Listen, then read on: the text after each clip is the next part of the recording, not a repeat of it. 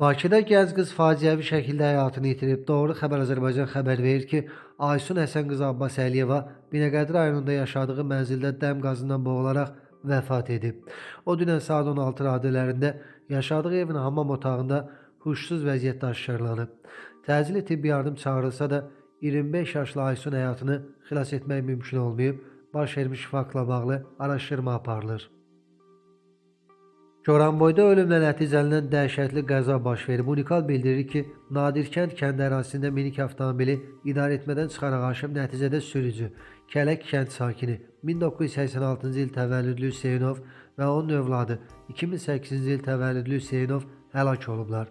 Sürücünün həyat yoldaşı 1991-ci il təvəllüdlü Əliyeva və 2014-cü il təvəllüdlü Hüseynova isə müxtəlif dərəcəli bədən xəsarətləri alıblar. Faktla bağlı araşdırma tədbirlərinə başlanılıb. Goranboyda növbəti faciə, belə ki, qadın yıxılaraq həyatını itirib. Hadisə rayon ərazisində qeydə alınıb. Belə ki, rayon sakini 1967-ci il təvəllüdlü Nailə Məmmədova yaşadığı binanın yanında yerə yıxılıb. Nəticədə başından xəsarətlər alan qadın hadisə yerindəcə ölüb. Faktla bağlı Goranboy rayon prokurorluğunda araşdırma işlərinə başlanılıb. Tovuzda isə göldən meyit tapılıb. Doğru Xəbər Azərbaycan bildirir ki, meyit Ağdam kəndinin yaxınlığında yerləşən göldən aşkarlanıb.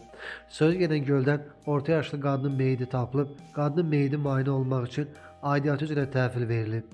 Qadının Nübar Cəfərova olduğu müəyyənləşdirilib. Baş vermiş ölüm faktı və hadisə ilə bağlı Tovuz rayon prokurorluğunda araşdırma aparılır.